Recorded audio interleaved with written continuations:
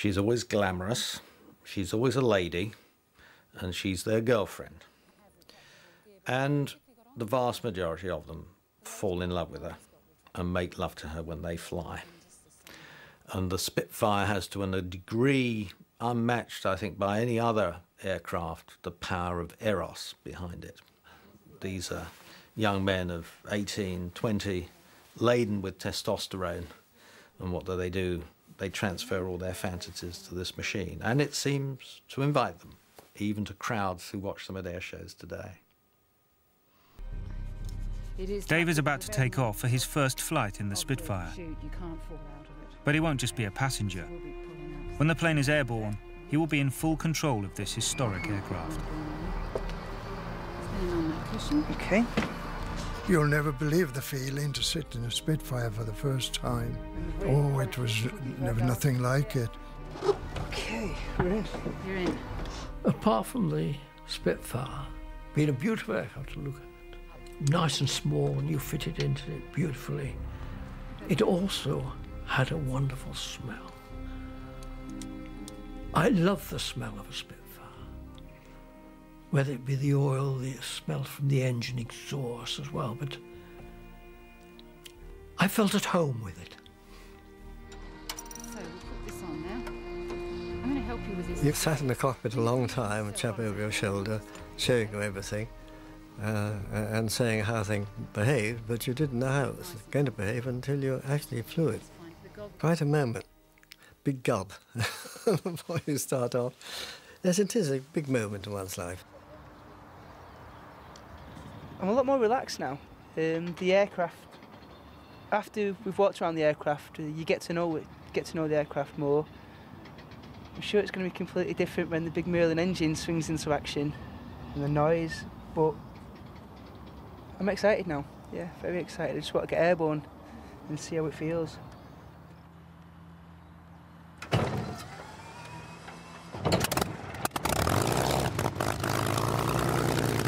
I was amazed at the vibration and the terrific din.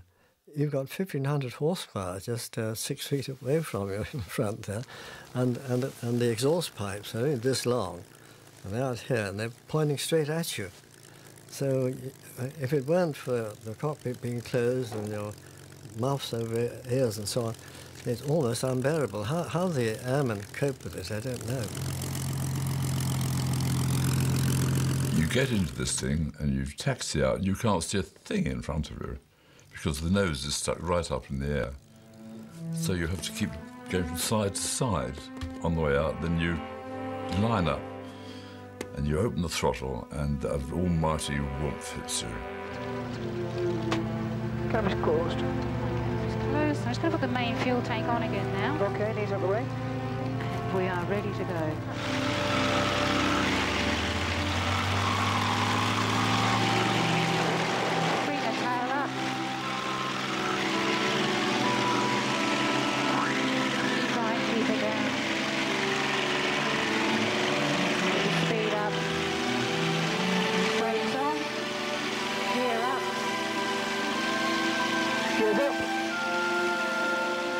When you open that throttle to take off, it just, compared with previous aircraft, it just dragged you along at fantastic speed into the air.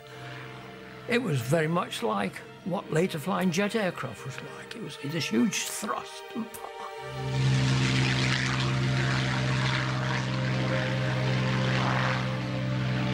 Bring the RPM back to 2650. The sensation in getting a Spitfire airborne, even in later years, was always quite a thrill, quite exciting. Never lost it.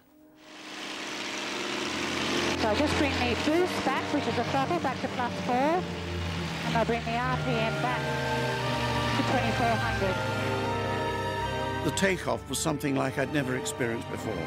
The acceleration was a little bit awe-inspiring.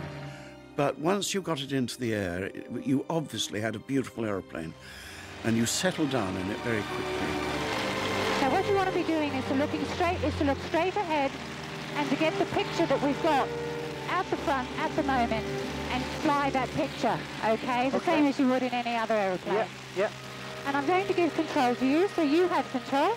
I have control? You have control. Okay. Okay, just keep that picture out the front. Okay. That's perfect. Okay. Just relax. Keep the straight level, that's perfect. It was totally different than any other aircraft you'd flown. I mean, the handling qualities, and it was a wonderful thrill. You were airborne in a Spitfire. Okay. No problem. And we'll take this opportunity to climb. So if you climb for me, Okay. just climb it up gently and then go to the right. That's about enough angle of bank, that's right. So much more relaxed than I thought it would be. Amazingly responsive, isn't Yeah. it? It behaved so well the whole time. It had the most wonderful characteristics. I think everybody who's flown Spitfires would agree with that. You want to turn, you think about it, and you turn. It really is a beautiful thing. It's a musician's aeroplane, you play with it. It is a wonderful aircraft in the cruise if you're just transiting along from one position to another. And yet it turns into this amazing fighting machine. It turns from a nice, pleasant lady into a really wicked fighter. As 1939 became 1940, the RAF had the aircraft. What it lacked were enough pilots. The only way to boost numbers fast was slash the training time. During the Battle of Britain, new pilots were reporting for duty with just 9 hours' experience in a Spitfire. The successful pupil who gets the 9 hours in the Spitfire, by the end of that period of time, apart from the actual doing takeoffs and landings, he will be very close to, hopefully, what a similar hour Battle of Britain pilot may have been. Do a left-hand turn. Okay. Just try and keep the height, which you are. You're doing nicely. Hey! Just bring it back again now, and then go to the right. You've got some natural ability there, Dave. I can see why you were chosen. Sucks to tell you the truth to get through, but Yeah. no complaints if you get to fly a Spitfire. Dave has completed his first hour's flight in a Spitfire. If this was 1940, he would now have just 8 more hours before he was expected to go and fight for his life. Why can't all aircraft be Spitfires? At Duxford, it's RAF trainee John Sweet's turn to take the controls for his first flight in the Spitfire.